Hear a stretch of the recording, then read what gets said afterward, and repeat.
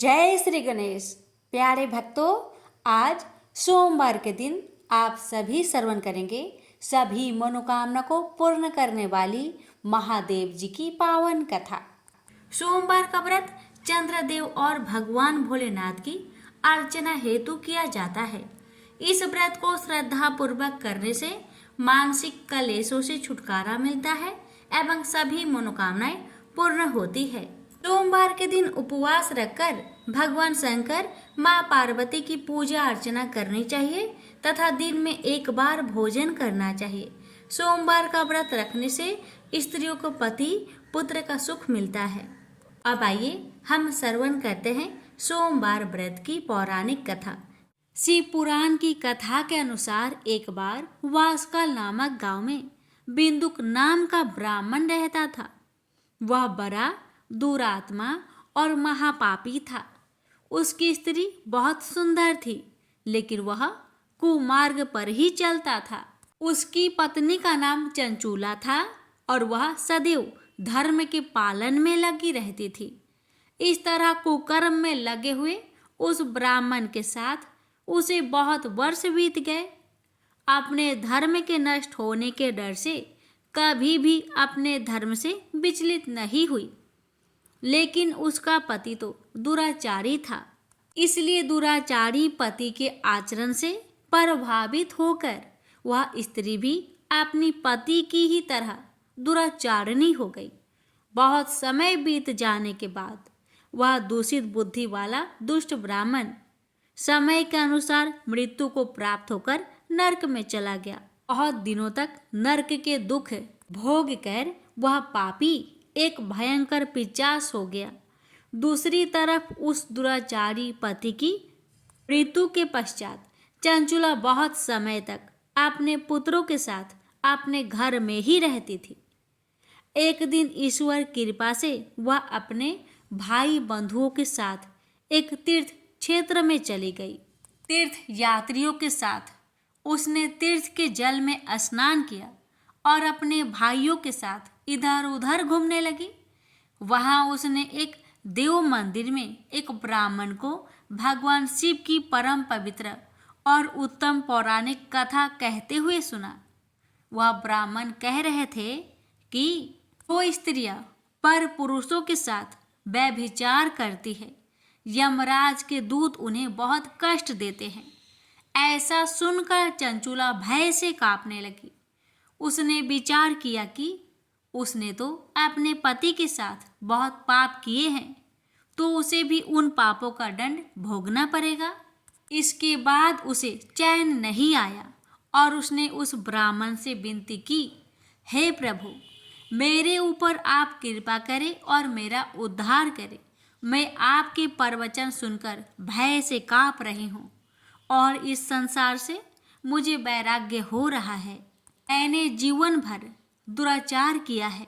न जाने मेरे मरने के बाद मुझे कैसी कैसी घोर यातनाएं सहनी पड़ेगी। कौन मेरा साथ देगा?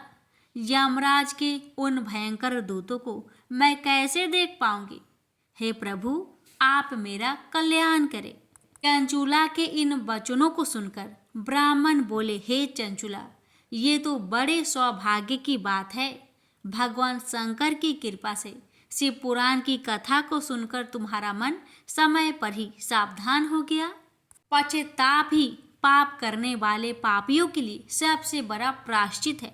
साधु संतों ने भी पश्चाताप को ही समस्त पापों का नाश करने वाला बताया है। पश्चाताप से ही पापों की शुद्धि होती है। जो पश्चाताप करता है वही समस्त भय से मुक्त होकर निर्भय हो जाता है। इसलिए ब्राह्मण पत्नी, तुम विषयों से अपने मन को हटाओ और भक्ति भाव से भगवान शंकर की इस पावन कथा को सुनो। इस कथा को सुनने से तुम्हारे चित्त की शुद्धि होगी और तुम्हें मोक्ष की प्राप्ति हो जाएगी। ऐसा सुनने के बाद उस चंचुला ने शिव पुराण की कथा को सुनने की इच्छा से मन में उस ब्राह्मण देव की सेवा का संकल्प लिया और उन्हीं के साथ रहने लगी। चंचूला ने अपने शरीर को त्याग उसके पश्चात शुद्ध बुद्धि वाले उस ब्राह्मण ने उस स्त्री यानी चंचूला को शिव पुराण की समस्त कथा सुनाई। तत्पश्चात समय का चक्र पूरा होने के बाद भक्ति, ज्ञान और वैराग्य से युक्त चंचला ने अपने शरीर को बिना किसी कष्ट के त्याग दिया। जैसे ही चंचूला ने अपने शरीर को त्यागा, भगवान शंकर का भेजा हुआ दिव्य विमान वहां पहुंच गया और भगवान शंकर के गणों ने चंचूला को उस विमान पर बैठाया और शिवलोक में ले गए। वह दिव्य रूप धारिणी दिव्यांगना हो चुकी थी। चंचूला ने वहां साक्षात भगवान शंकर को देखा। उनके 5 मुख थे और हर मुख में उनकी 3 आंखें भी थी। मस्तक पर चंद्रमा सुशोभित हो रहा था। उन्होंने अपने बाई और माता पार्वती को बैठा रखा था। उनका सारा शरीर भस्म से भासित था। शरीर पर श्वेत वस्त्र शोभा पा रहे थे। इस प्रकार परम उज्जवल भगवान शंकर का दर्शन करने के बाद वह ब्राह्मण पत्नी बहुत प्रसन्न हुई। उसने महादेव और पार्वती को प्रणाम किया और उसकी आंखों से आंसुओं की अविरल धारा बहने लगी। संपूर्ण शरीर में रोमांच पैदा हो गया और माता पार्वती एवं भगवान शंकर ने बड़ी करुणा से उसे अपने पास बुलाया। उसकी ओर देखा और माता पार्वती ने चंचूला को प्रेम पूर्वक अपनी सखी बना लिया। प्रेम से बोलिए हर हर महादेव। माता पार्वती की जय। प्राचीन समय में काशी के समीप एक नगरी थी जो जंगलों से घिरी हुई थी। इसी नगरी में नंदी नाम के एक धनिक वैश्य रहते थे। वे धर्म कर्म में विश्वास करते थे और श्रद्धा भक्ति भाव से भगवान का चिंतन करते थे। उनका नियम था कि वे जंगल के मंदिर में प्रतिदिन पूजा करने जाते थे, दान करते, गरीबों की सहायता करते। एक दिन की बात है, एक दिन शिकारी उस मंदिर के समीप से गुजर रहा था। दोपहर की धूप तन जला रही थी। मंदिर के प्रांगण में छायादार वृक्ष और स्वच्छ सरोवर देखकर वह वहीं ठहर गया। तभी उसकी दृष्टि भगवान की मूर्ति पर पड़ी तो एकटक वह उस दिव्य स्वरूप में खो गया। जाने कहाँ से उसके अंतर्मन में प्रेरणा हुई कि वह भगवान की पूजा करे। वह उठा और वहीं एक बेलपत्र पड़ा था, उठा लिया और अंदर पहुंचा। बेलपत्र को वहीं रखकर वह सरोवर में से अंजलि भर पानी लाया। पानी से स्नान कराकर उसने बेलपत्र चढ़ा दिया।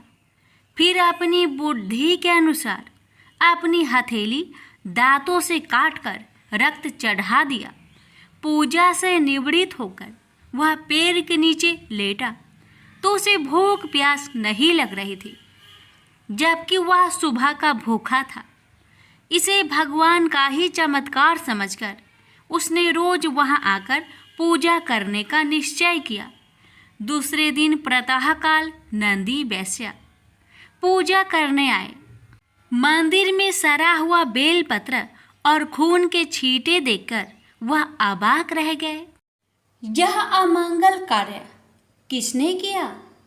ऐसा भ्रष्ट विघ्न पहले तो कभी नहीं हुआ।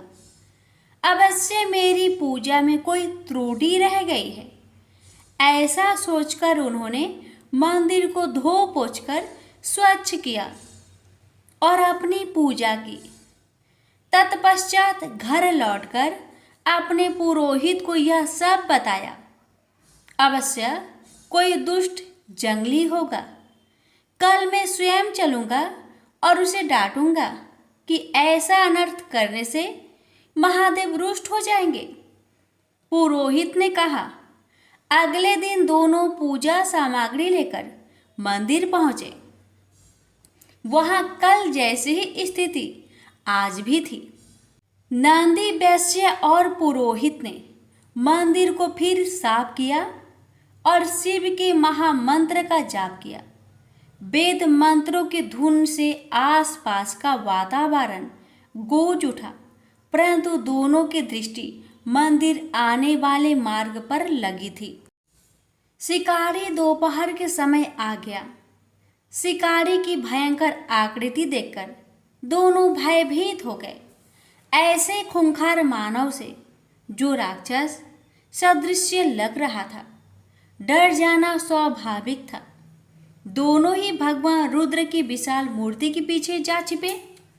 उनकी आंखों के समक्ष ही उस जंगली ने उनकी पूजा नष्ट भ्रष्ट कर दी। अपनी पूजा शुरू की, जल से स्नान कराया और बेलपत्र चढ़ाकर अपनी घायल हथेली में पुनः चाकू मारा तो रक्त के साथ मांस भी निकल पड़ा। दोनों चीजें पूर्ण भाव से प्रभु को अर्पित कर दी, फिर साष्टांग दंडवत करके चला गया। महाराज, ये तो कोई राक्षस है। नंदी वैश्य बोले, इसे तो किसी ज्ञान, प्रलोभन या भय से नहीं रोका जा सकता। ऐसी चेष्टा भी करते हैं तो यह निर्दयी जीवित न छोड़ेगा। सत्य कह रहे हैं आप। यह मूर्ख है तो क्या करे? भगवान को यूं ही अपवित्र होने के लिए छोड़ दे? नहीं, इस समस्या का एक ही उपचार है। मूर्ति को यहाँ से ले चलो और अपने घर में स्थापित करो। दोनों ने यही निर्णय किया और घर लौट आए। नंदी वैश्य ने आधा दर्जन मजदूर लिए और बैलगाड़ी में बैठकर मंदिर जा पहुंचा। एक दुष्ट जंगली मंदिर को अपवित्र करता है, समझाने पर भी नहीं मानता, इसलिए मूर्ति को घर ले चलो। नंदी ने अपने मजदूरों से कहा। तत्काल मूर्ति को उखाड़ लिया गया और बैलगाड़ी में लादकर नगर में लाया गया। नंदी वैश्य ने पूर्ण विधि विधान से मूर्ति को वैद्य मंत्रोपचार के साथ अपने घर में स्थापित किया। रात भर मूर्ति के समक्ष भजन कीर्तन होता रहा। दूसरे दिन शिकारी अपने निर्धारित समय पर पूजा करने पहुंचा तो मूर्ति को वह न देखकर सन्न रह गया। ए भगवान, कहाँ गए? लगता है कि कहीं छुप गए। शिकारी ने मंदिर का कोना कोना छान मारा। भगवान वहां कहीं भी न थे। वह वहीं बैठकर जोर जोर से रोने लगा। हे शंभो! वह भाव विह्वल होकर रोने लगा। मुझे क्यों त्याग दिया भगवान? मुझसे क्या भूल हो गई जो आप इस तरह मुझे छोड़कर चले गए? मैंने तो कोई अपराध नहीं किया। यदि भूलवश कोई अपराध हो भी गया है तो मुझे क्षमा कर दो प्रभु। मैं आपकी पूजा के लिए व्याकुल हूँ भगवान। वहाँ होते तब तो उत्तर देते। शिकारी ने उस मूर्ति स्थल को ही भगवान की संज्ञा दी और अपनी पूजा प्रारंभ कर दी। हे जगन्नाथ, बिना आराध्य के कैसी पूजा? परंतु मैं विवश हूँ। मेरा आवेग नहीं रुकता। मेरी यह पूजा स्वीकार करो और तत्पश्चात मैं अपने प्राण त्याग दूंगा, क्योंकि बिना स्वामी के दास कैसे जीवित रह सकता है। उसने बेल पत्र और जल चढ़ाकर अपने हाथ से मांस काटकर रक्त सहित उसी स्थान पर समर्पित कर दिया जहाँ पहले मूर्ति थी। फिर सरोवर में स्नान करके अखंड ध्यान में बैठ गया। उसके हृदय में कोई कामना नहीं रही थी। दिन प्रतिदिन उसका ध्यान सघन हो रहा था। उसके हृदय में ओम ओम की धुन प्रतिध्वनित हो रही थी कि रात की कठिन साधना श्वास से विरत होकर प्राण में पहुंच गई थी। कैलाशवासी महादेव अपनी समाधि में लीन थे।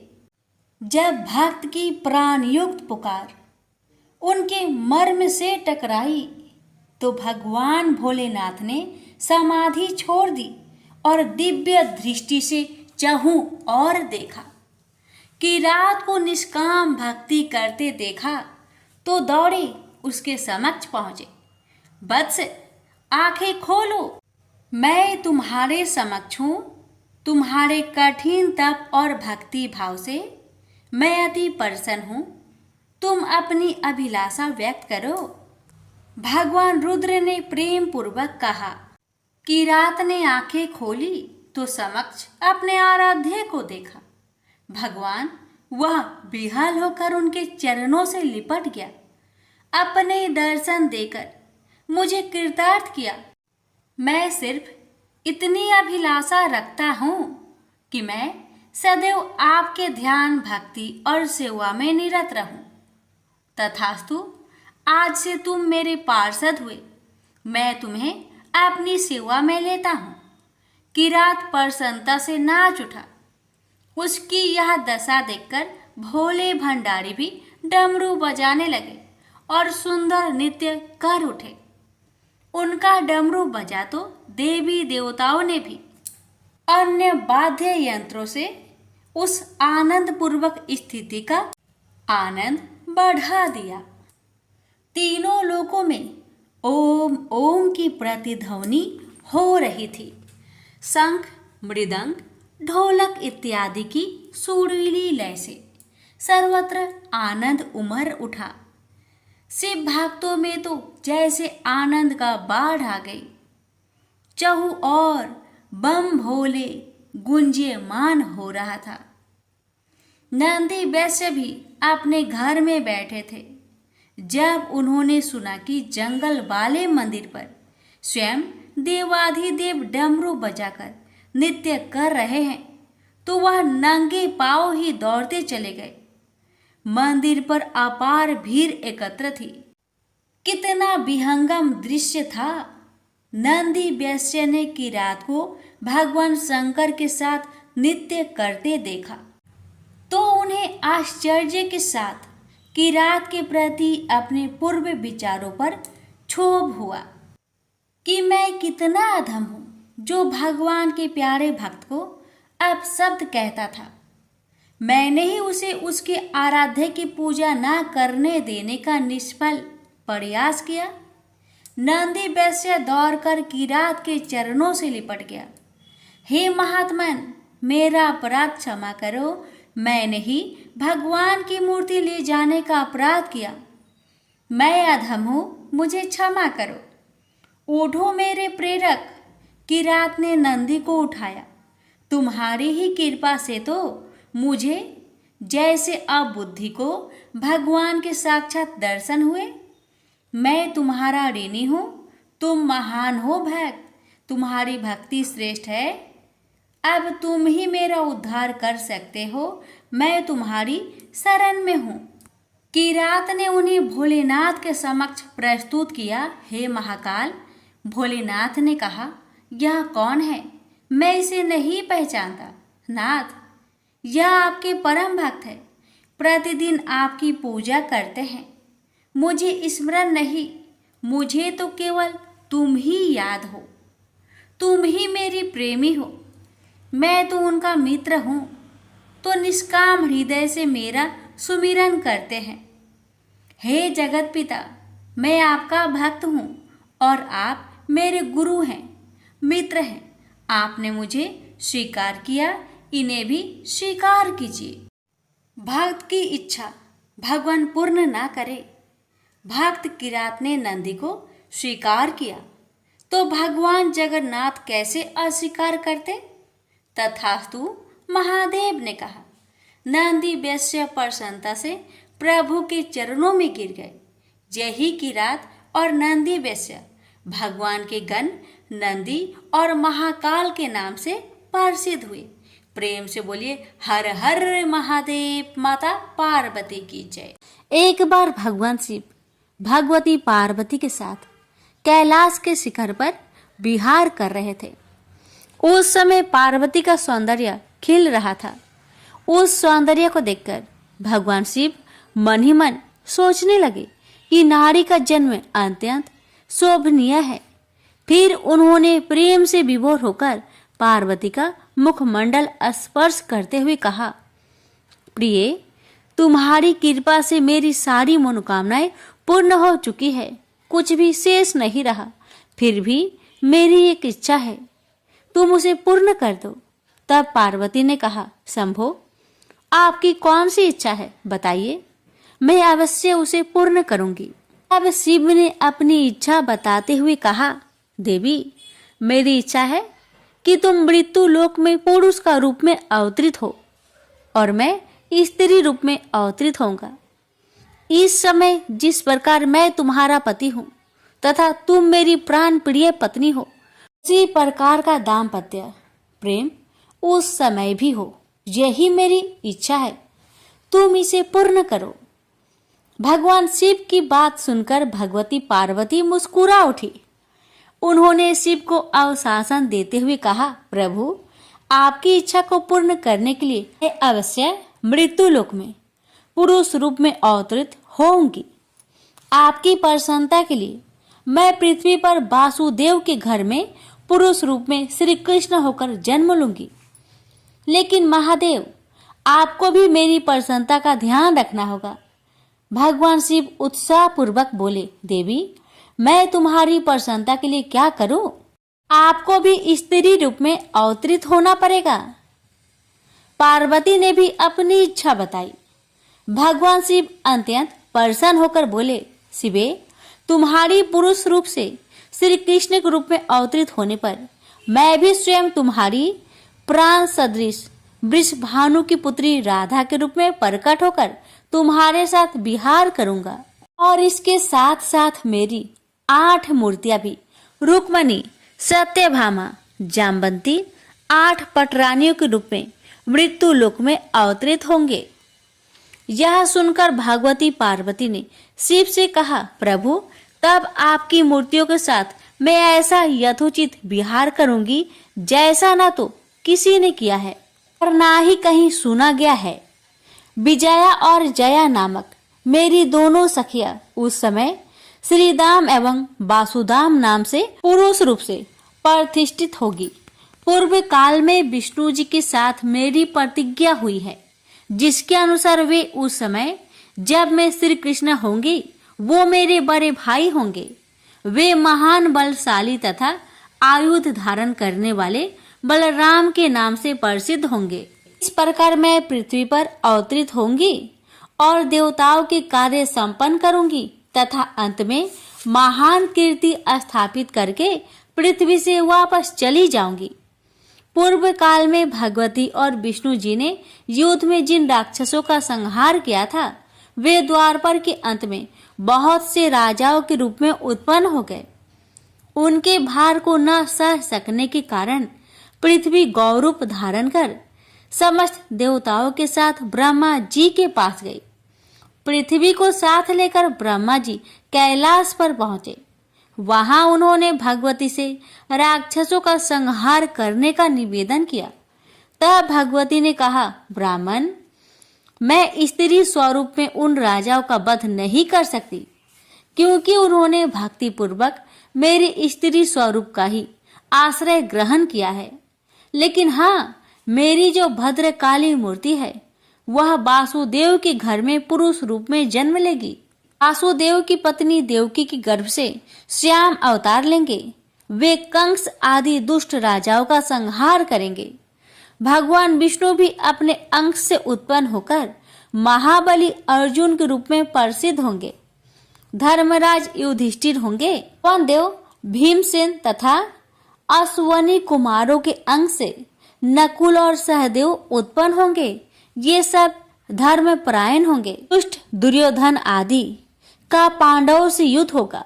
मैं युद्ध में माया फैलाकर रणभूमि में उपस्थित होकर परस्पर मारने की इच्छा वाले उन दुष्ट राजाओं का संहार कर दूंगी। मेरी भक्ति में लीन रहने वाले पुण्य आत्मा तथा धर्मनिष्ठ पांडुपुत्र 5 भाई बच जाएंगे। इस प्रकार मैं सभी पापी राजाओं का संहार कर डालूंगी। पृथ्वी को भार मुक्त कर पुनः यहाँ चली आऊंगी। हे जगत पते, मैं लोक कल्याण के लिए इस प्रकार का कार्य करूंगी। आप विष्णु जी के पास जाकर उनसे प्रार्थना कीजिए कि वे मानव देह धारण कर पांडु पत्नी के गर्भ से शीघ्र पृथ्वी पर अवतरित हो। भगवती के इस प्रकार कहने पर ब्रह्मा जी भगवान विष्णु के पास पहुंचे और उनसे पृथ्वी पर अवतरित होने के लिए प्रार्थना की।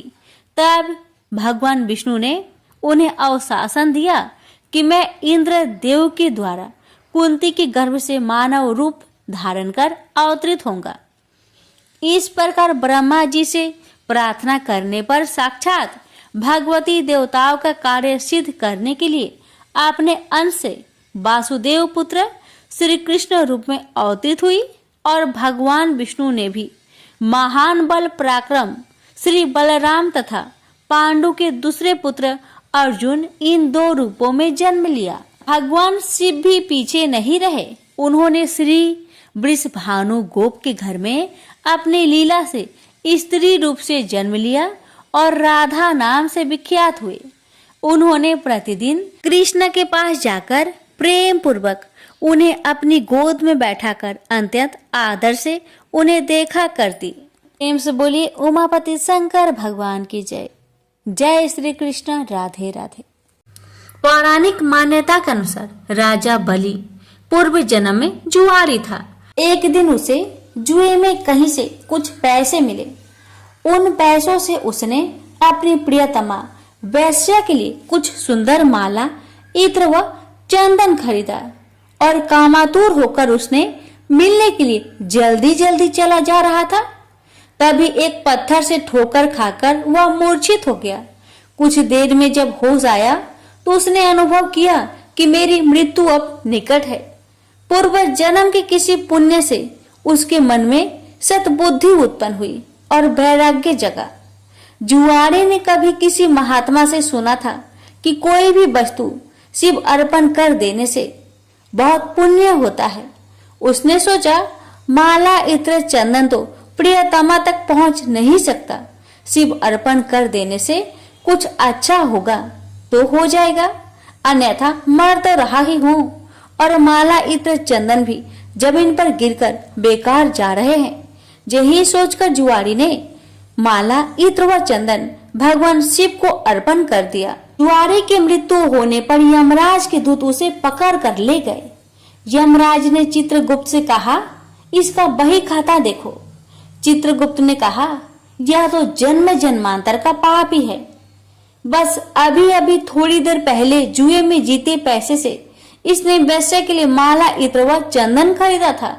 जब ठोकर खाकर गिरा तो इसने मृत्यु के निकट देखी और सोचा कि माला आदि चीजें बेकार जा रही है तो उसे शिव अर्पण कर दिया।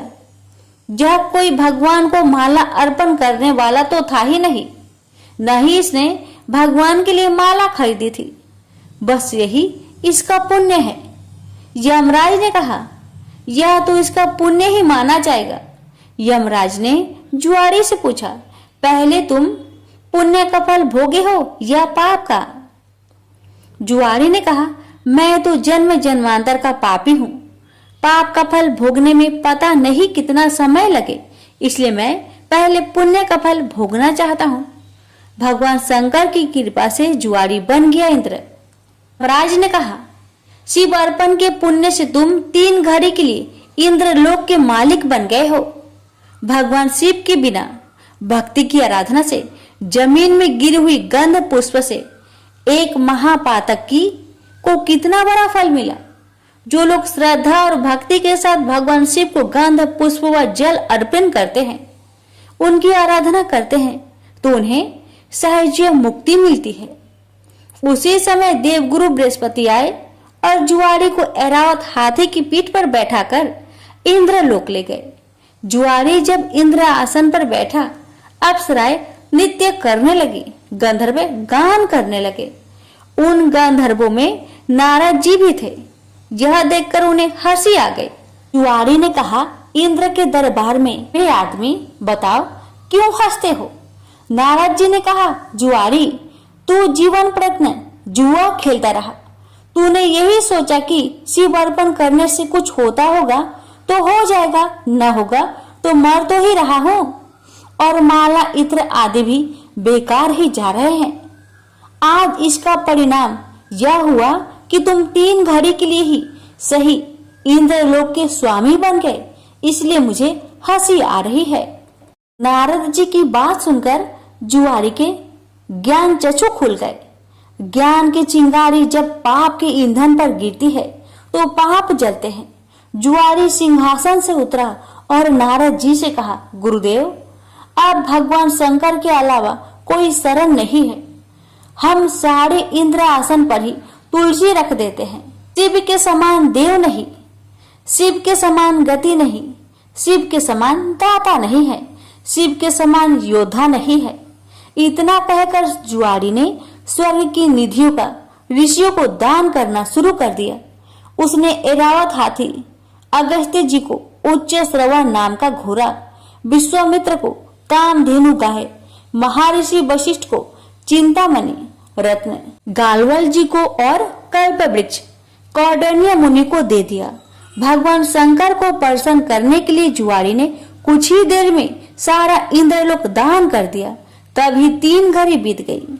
वह फिर यमलोक पहुंचाया गया। जब इंद्र वापस आए तो अमरावती ऐश्वर्य शून्य थी। इंद्र स्वर्ग के सारे ऐश्वर्य, ऐरावत हाथी, कामधेनु, परिजात पुष्प आदि को न देखकर क्रोधित हो गए और पूछने लगे, ये सब कहाँ चले गए?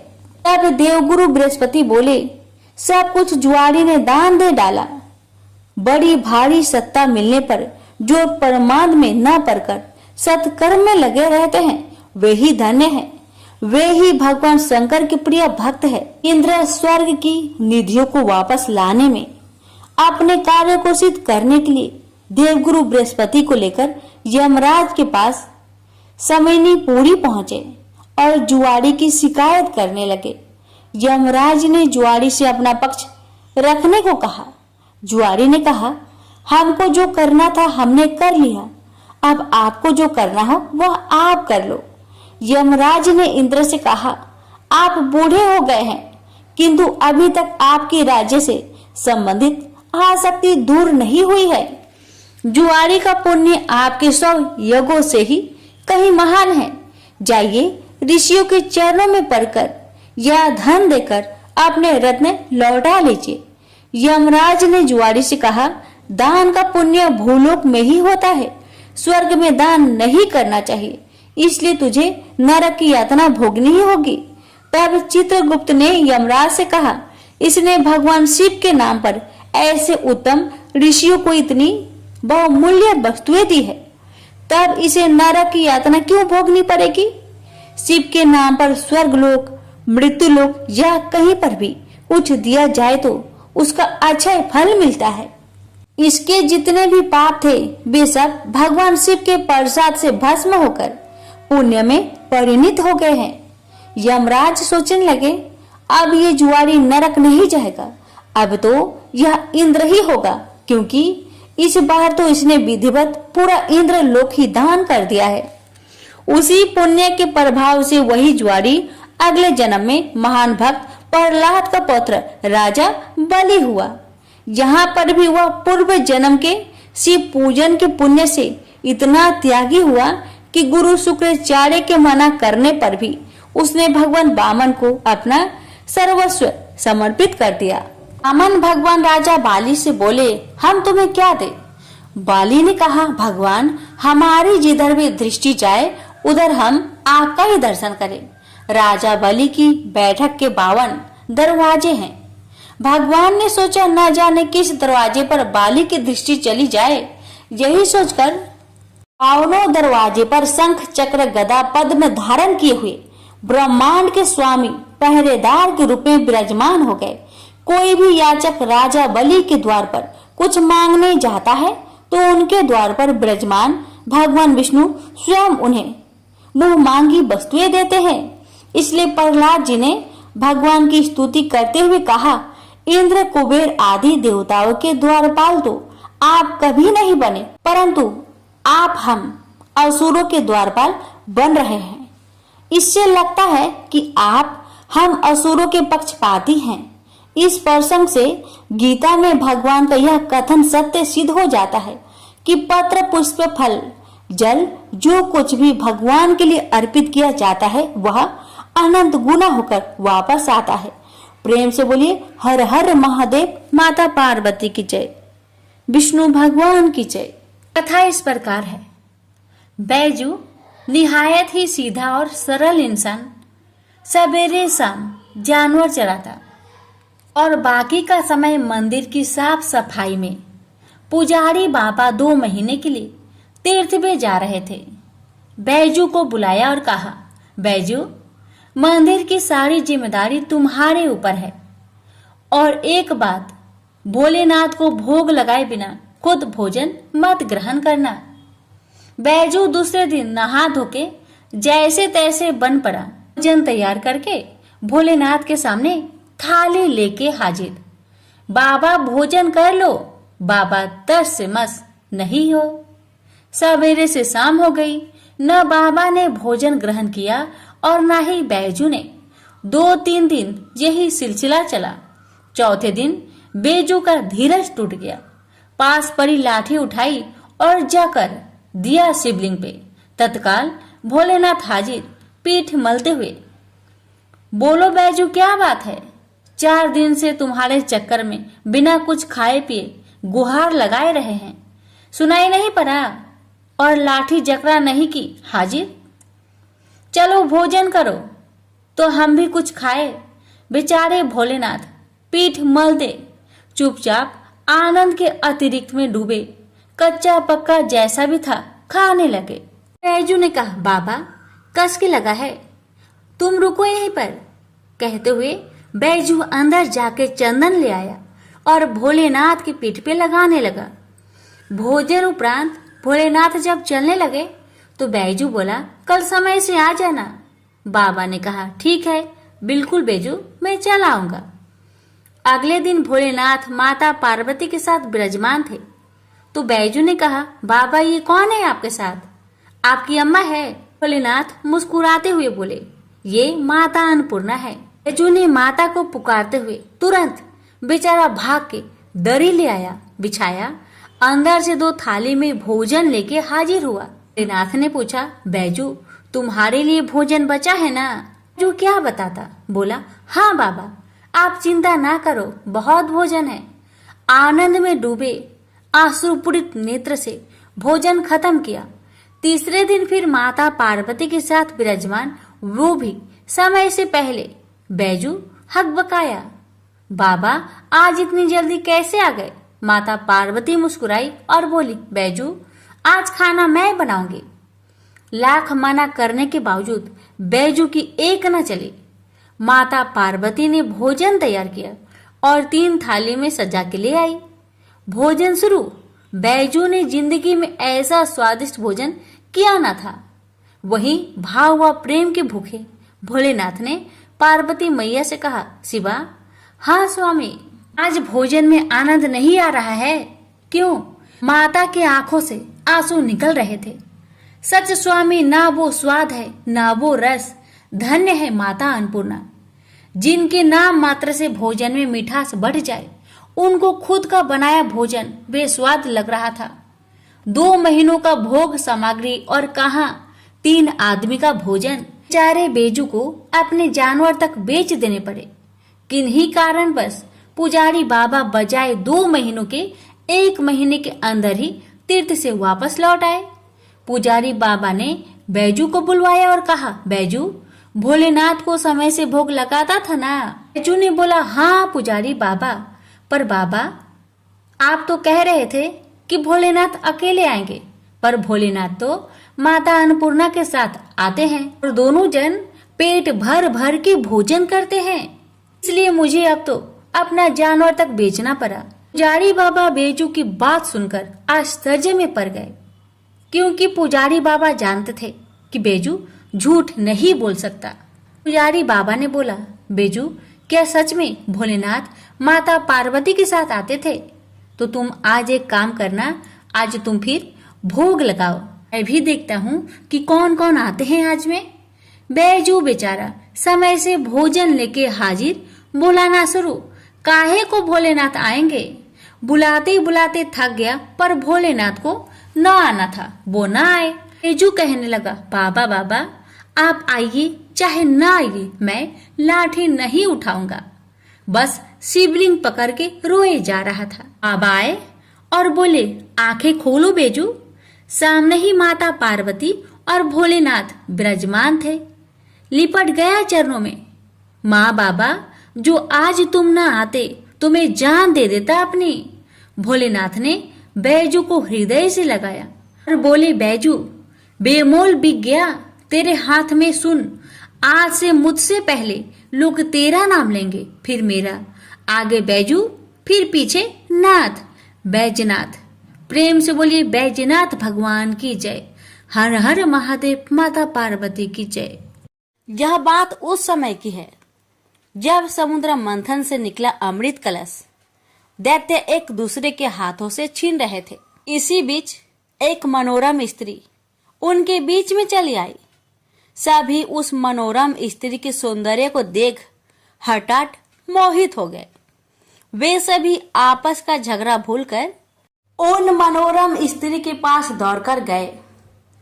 दैत्यों ने देवी से पूछा, तुम कौन हो, कहां से आई हो? सुंदरी, तुम क्या करना चाहती हो? देवी को देखकर दैत्यों के बीच खलबली मच गई। दैत्य कहने लगे, अब तक देवता, दैत्य, सिद्ध, गंधर्व, चारण और लोकपालों ने तुम्हें स्पर्श तक नहीं किया होगा। अवश्य ही विधाता ने तुम्हें संपूर्ण इंद्रियों एवं मन को तृप्त करने के लिए भेजा होगा। सुंदरी, तुम हमारा झगड़ा मिटा दो। तुम न्याय अनुसार निष्पक्ष भाव से इस अमृत को बांट दो, जिससे हम लोगों में और अधिक झगड़ा ना हो।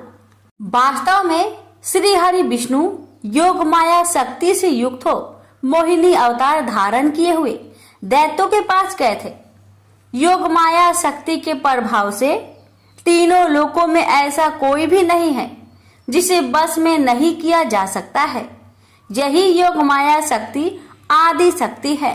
दैत्यों की प्रार्थना पर तीनों लोकों को मोहित करने में समर्थ मोहिनी देवी ने दैत्यों को हंसकर कहा, मैं माया हूं तथा आप महर्षि कश्यप के संतान हैं। मुझे न्याय का भार क्यों दे रहे हैं? बुद्धिमान पुरुष को स्वेच्छाचारी स्त्रियों पर कभी विश्वास नहीं करना चाहिए। मोहिनी देवी की परिहास भरी वाणी दैत्यों को और अधिक आश्वस्त कर गई और उन्होंने अमृत से भरा कलश उनके हाथों में दे दिया। मोहिनी देवी ने अमृत का कलश अपने हाथ में ले दैत्यों से कहा, मैं जो भी करूं, फिर चाहे वो उचित हो या अनुचित, अगर तुम्हें स्वीकार हो तो तुम्हें अमृत बांट सकती हूँ। उनकी मोहयुक्त मीठी बात सुनकर सभी दैत्य देवी मोहिनी की प्रस्ताव पर सहमत हो गए। मोहिनी देवी ने अगले दिन अमृत पान करने की सलाह दी। मोहिनी देवी के आदेश अनुसार अगले दिन समस्त दैत्य स्नान कर अमृत पान करने हेतु पंक्ति में बैठे। देवता भी वहां आकर बैठ गए। मोहिनी देवी अमृत के कलश हाथ में लेकर आई। वे बड़ी ही सुंदर साड़ी पहनी हुई थी। आंखें नशीली हो रही थी। कलश के समान स्तन तथा गज सावक के सूर्य के समान जंघाएं थी। देवी के स्वर्ण नूपुर अपनी झंकार से सभी को मोहित कर रही थी। सुंदर कानों में कुंडल थे तथा उनकी नासिका कपोल तथा मुखा रविंद्र बहुत ही मनोरम थे। बाद में भगवान के इस मोहिनी अवतार ने देवों को अमृत पान करवाया और दैत्य के साथ छल किया। उधर जब भगवान शिव ने सुना कि श्री हरि ने दैत्यों को मोहित कर देवताओं को अमृत पिलाने के लिए स्त्री रूप धारण किया, वे उस स्थान पर गए जहां भगवान श्री हरि निवास करते थे। वहां जाकर शिव जी ने भगवान श्री हरि की स्तुति वंदना की। श्री हरि ने शिव जी को दैत्यों को मोहित करने वाले मोहिनी रूप दिखाया। एकाएक शिव जी एक रंग बिरंगे फूलों से भरे पूरे उपवन में पहुंच गए। वहां उन्होंने बड़ी ही सुंदर परिधान पहने हुए, कमर में कमरधनी पहने एक सुंदर स्त्री को कीड़ा करते हुए देखा। उन देवी ने लज्जा भाव से मुस्कुराकर तिरछी नजर से शिव जी की ओर देखा। बस फिर क्या था, कामदेव को भस्म करने वाले भगवान शंकर का मन उनके हाथ से निकल गया। वे मोहिनी देवी को निहारने लगे। उनकी चितवन के रस में डूब शिव जी इतने भावातुर हो गए कि उन्हें अपने आप की भी सुध न रही। जहां भगवान शंकर की मोहिनी देवी पर आंखें लग जाती थी, लगे ही रहते थे तथा उनका मन वही रमन करने लगता था। वे मोहिनी देवी के अत्यंत आकृष्ट हो गए। उन्हें मोहिनी भी अपने प्रति आसक्त जान पड़ती थी। उनके हाव भाव के शिव जी का विवेक शून्य हो गया था तथा वे कामातुर हो गए थे।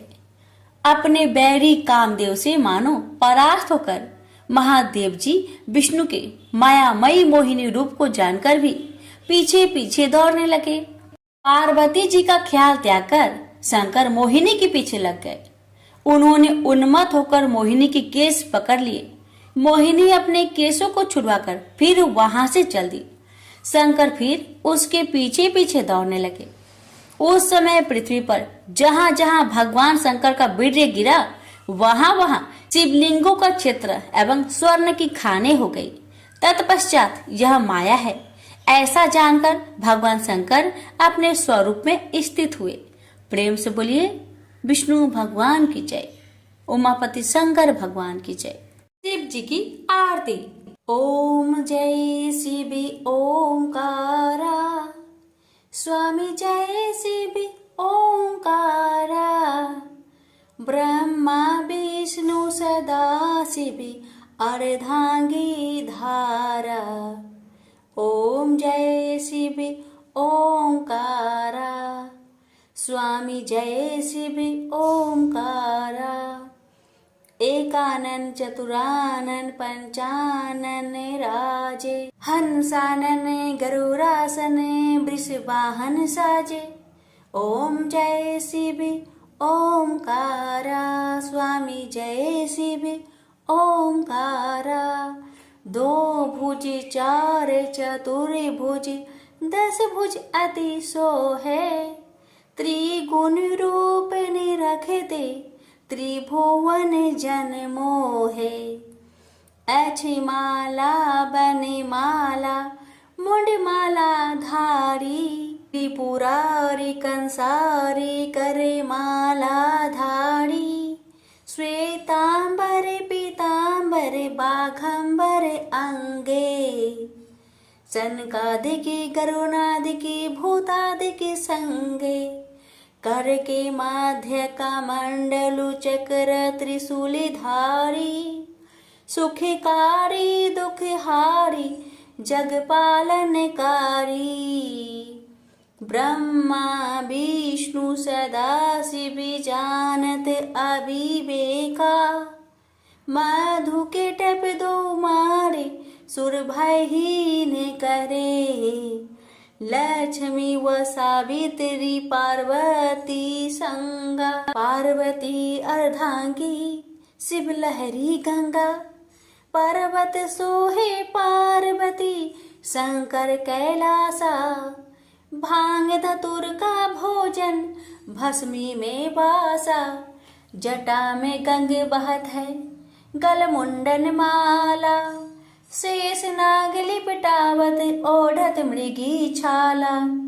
काशी में विराजे विश्वनाथ नंदी ब्रह्मचारी, नीत उठ दर्शन पावत महिमाति भारी। त्रिगुण स्वामी जी की आरती जो कोई नरे गावे, कहत शिवानंद स्वामी मनवांछित फल पावे।